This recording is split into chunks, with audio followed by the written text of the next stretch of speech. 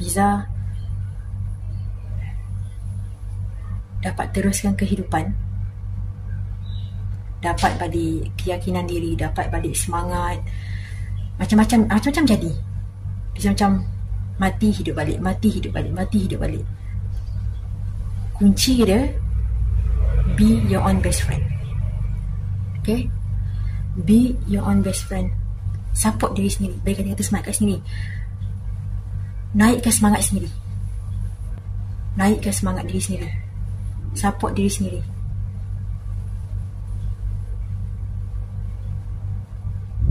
Tu je. Dan kalau betul-betul nak berubah, mula dari diri sendiri. Jangan tunggu siapa-siapa, jangan tunggu orang keliling. Ni apa yang jadi kat Fiza.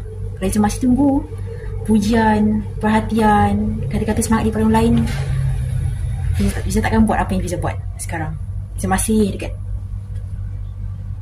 apa yang Fiza buat sebelum ni, bersama benda-benda lama. So atas diri sendiri, memang terima tak terima, ni je kunci dia.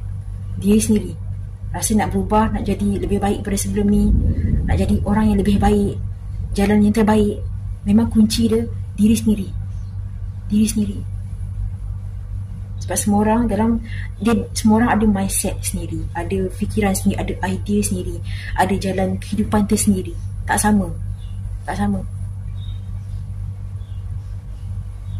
Okay?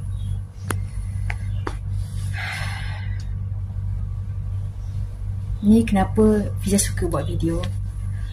It's not, dia bukan untuk yang dah tengok ni. Tahu ni baik, macam you dapat inspirasi, kata-kata semangat dari Fiza juga. Fiza tahu. Tapi ni untuk Fiza juga tau. Dia macam healing. Saya bisa belajar banyak benda.